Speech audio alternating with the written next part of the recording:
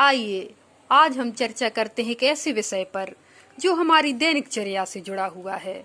हम प्रातः जागरण करते हैं, उसके बाद नित्य क्रिया और स्नान करके भगवान की पूजा। तो हम पूजा में क्या करते हैं? भगवान का स्नान करते हैं, उन्हें अगरबत्ती लगाते हैं, दीप जलाते हैं, भगवान की आरती गाते हैं, भोग लगाते हैं। तो क्या वास्तव में यही भगवान की पूजा है और क्या भगवान इसी पूजा को स्वीकार करते हैं या फिर कोई वास्तविक पूजा और है?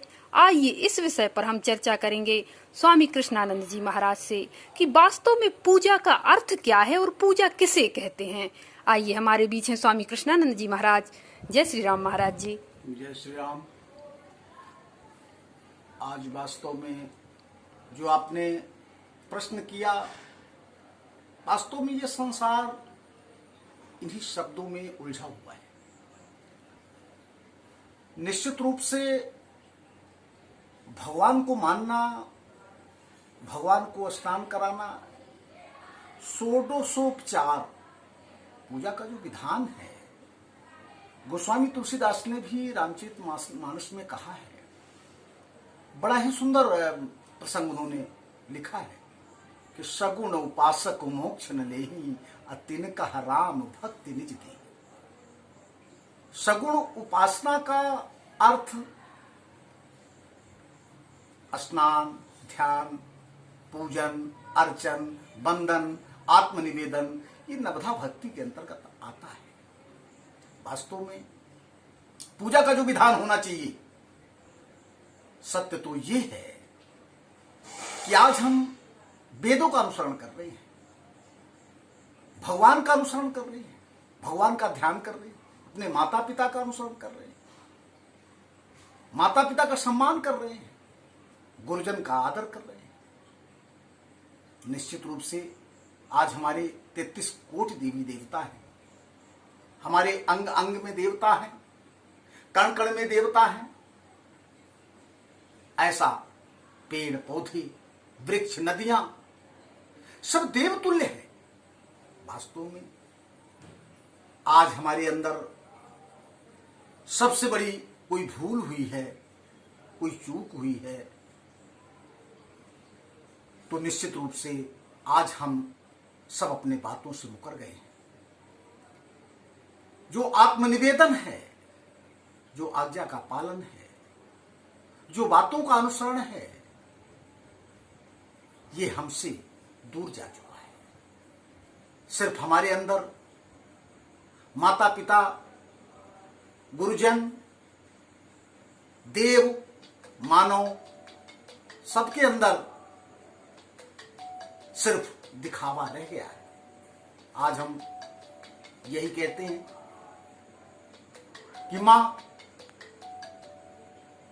आज हम तुमको बहुत चाहते हैं, बहुत मानते हैं। माता सबसे बड़ी गुरु है, माता हमारी जन्मदाता है। पर जो माता कहती हैं वो बात का अनुसरण हम लोग नहीं कर पा रहे, मां की आज्ञा का पालन नहीं कर पा रहे। दुविधा इस बात पे, मां के हम हैं, मां के हम लाल हैं, मां के हम दुलारे हैं और माता के जीवन के हम सहारे हैं। निश्चित रूप से मां भी यही मान की चल रही, पर आज हम माता की बात को मानना नहीं चाहते, माता की आज्ञा का पालन हम नहीं करना चाहते। हर युगों में, सतयुग से लेकर के द्वापर तक निश्चित रूप से यह विद्यमान था कि हम मूर्ति पूजा कम करते थे। पिता की पूजा, माता की पूजा, देवताओं की पूजा कम किया करते थे, उनके बातों का अनुसरण किया करते थे, उनकी आज्ञा का पालन किया करते थे। अगर माता पिता के मुंह से जो निकल गया, बेटा उसे सिरोधार्य करता था। वेदों में जो वाणी है, वेदों की जो आज्ञा है, उसका पालन किया करते थे।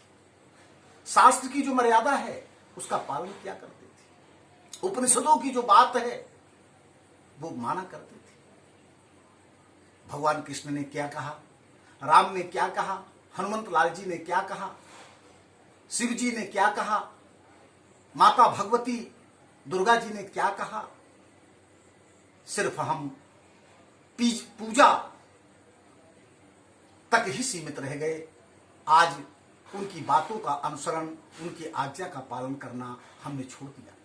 आज यही मनुष्य जाति के दुखों का सबसे बड़ा कारण आज के शास्त्र विरुद्ध मर्यादा हमारी हो गई।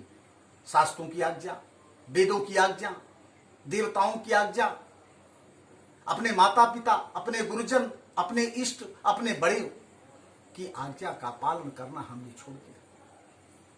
आज आपसे हम बता दें कि निश्चित रूप से माता पिता के अगर 2 संतानें हैं, एक संतान कहता है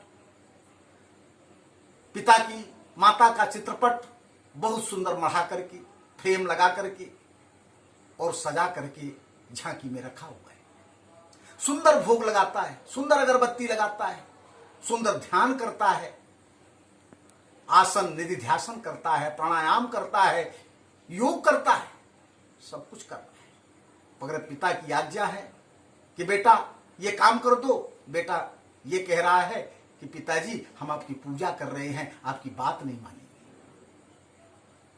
आपकी आज्ञा का पालन नहीं करेंगे क्योंकि मुझे टाइम नहीं है, हम आपकी पूजा कर रहे हैं, माता का ध्यान कर रहे हैं, माता को भोग लगा रहे हैं, माता को अगरबत्ती जला रहे हैं, माता को वस्त्र दान दे रहे हैं, परिधान उनको सजा रहे हैं, 16 श्रृंगार कर रहे हैं। पर अगर माता जी के मुंह से निकला कि बेटा अमुक कार्य कर दो, बेटा कहता है नहीं मां, तुम्हें बहुत प्यार करते हैं,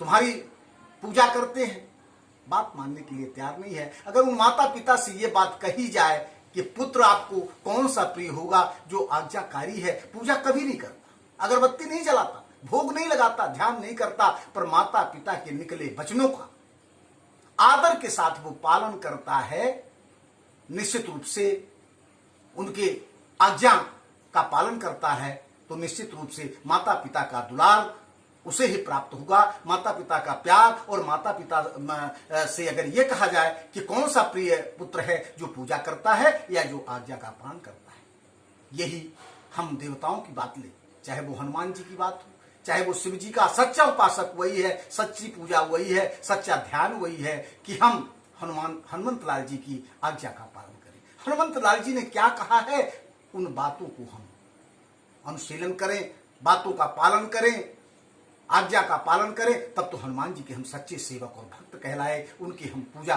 करने के अधिकारी हो। यही हाल शिव जी का है। शिव जी ने क्या कहा है, शिव जी ने कौन सा आदेश दिया है। अगर हम शिव जी के सच्चे उपासक हैं, शिव जी की हम पूजक हैं, शिव जी के हम सेवक हैं, तो निश्चित रूप से उनकी आज्ञा का पालन कर ले, यही सच्ची पूजा है। राम जी की यही बात है, यही भगवान कृष्ण की बात है। भगवान गीता में भगवान 700 श्लोकों में अर्जुन को समझाया सारे योग, कर्म, ज्ञान, भक्ति। अंत में उन्होंने कहा कि अर्जुन ये दुष्टर मार्ग है, सिर्फ मेरी एक बात मान लो, सर्वान धर्मान परित्यज्य मामेकम शरणम ब्रज अहम त्वा सर्व पापेभ्यो मोक्षयिष्यामि। सारे धर्मों को छोड़कर मेरी शरण में आ जाओ, कार्यक्षेम हम पालन करेंगे। ये गारंटी के साथ भगवान कह रहे हैं कि मेरी आज्ञा का पालन करो, मेरी बात को मानो। मैंने क्या कहा है, शास्त्रों के आधार पर, वेदों की विहित मर्यादा पर, वेद वाणी उन्हीं की है, शास्त्रों की वाणी उन्हीं की, गीता की वाणी उन्हीं की है, रामचरितमानस की जितने भी हमारे सदग्रंथ हैं सब भगवान की वाणी है। पर मतलब का ज्ञान हम निकाल लेते हैं। अगर हम घर में छुटपुट झगड़ा हो गया, पत्नी पति का अनबन हो गया, तो हम रामायण की चौपाई निकाल लेते हैं कि ढोल गमार सूत्र पर सुनाए, ये सब ताड़ने के अधिकारी।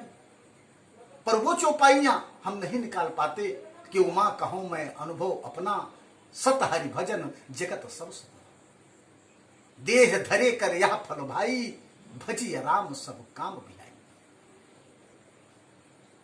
ऐसी चौपाइयों का अनुसरण हम नहीं करते। माने शिव जी की हम एक भी बात मानना नहीं चाहते, हनुमंत लाल जी की हम एक भी बात मानना नहीं चाहते, माता पिता की एक भी बात मानना नहीं चाहते, अपने बड़े बुजुर्गों की बात को हम मानना नहीं चाहते।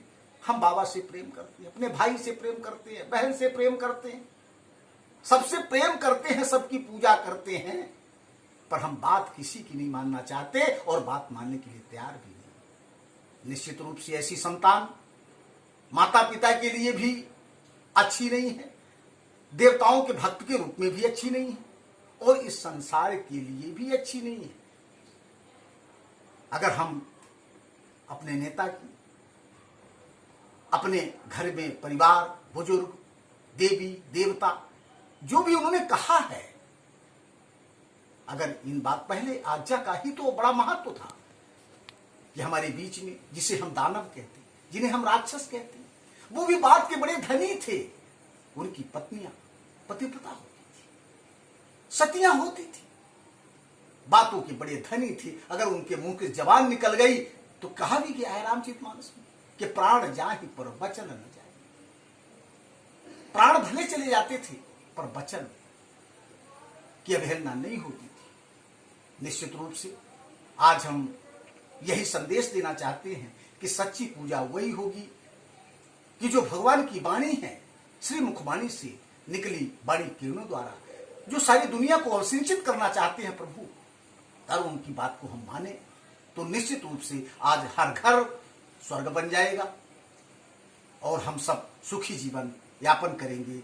इसी के साथ हम अपनी वाणी को विराम देते हैं। जय श्री राम।